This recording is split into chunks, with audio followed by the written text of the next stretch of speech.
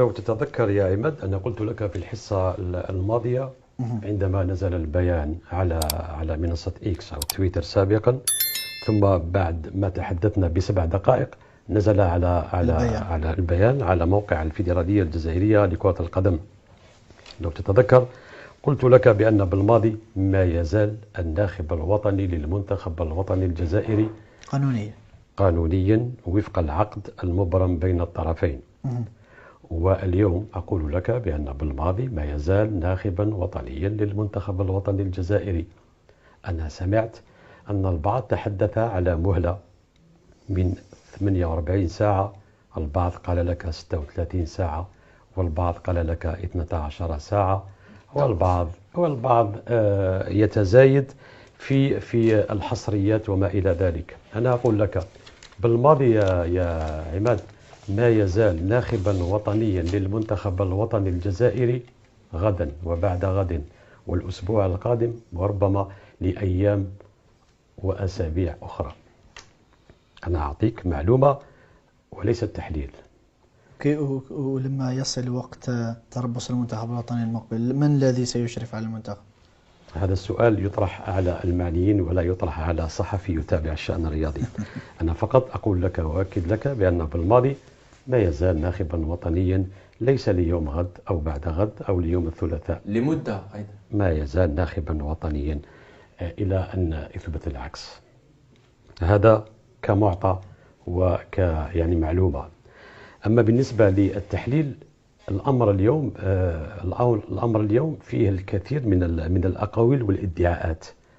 أنا لا أتوقف لا عند هذا ولا عند ذاك. هناك عقد مبرم بين طرفين، والكل يعلم بأن عندما نتحدث على عقد نتحدث إما عن مواصلة العامل لعمله أو إلى فض ذلك، يعني التوافق بالتراضي أو بالاستقالة أو بالإقالة. هذه سيناريوهات أخرى.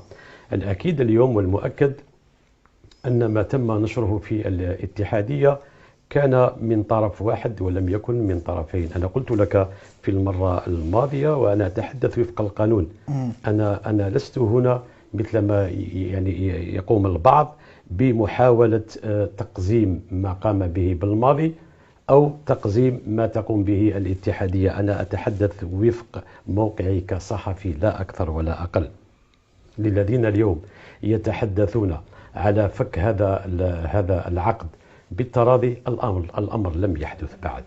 للذين يتحدثون أيضا عن الاستقالة الشفهية التي قالها الناخب الوطني في غرف تغيير الملابس، الأمور القانونية لا تتم بالشفهي، تتم بإمضاء فك العقد. لذلك أنا أقول هناك اليوم معضلة أخرى تتصادم مع واقع الكرة الجزائرية. البعض يتحدث على الذهاب بالماضي وكأنه المخرج القوي لتصليح ما أفسده الظهر في هذه المنظومة الكروية. أنا لا أرى الأمور من هذا المنظور. أنا متأكد بأن المشكل ليس في بالماضي، ومتأكد بأن المشكل ليس في خليفة بالماضي ولا قبل ما يأتي بالماضي. المشكل أعمق.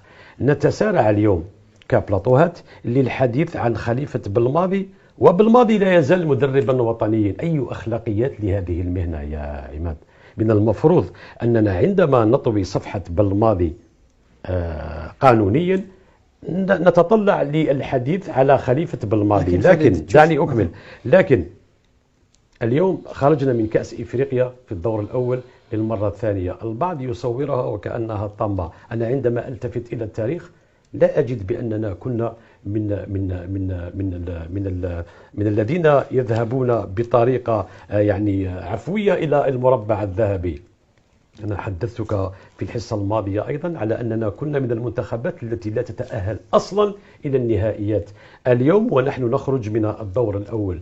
هذه من تقاليد الكرة الجزائرية للأسف الشديد. نحن ياما خرجنا من الدور الأول ولم نقم يعني بهذه الهالة الإعلامية الكبيرة بين قوسين. لذلك أنا كنت أنتظر أن نعود بصورة هادئة ونقوم بعملية تقييم وتحليل واقتراح بعض الحلول لنذهب في الحديث عن خليفة بن ماضي. لا تنسوا الإعجاب بالفيديو والاشتراك في القناة تشجيعا لنا لنستمر بنشر المزيد إن شاء الله.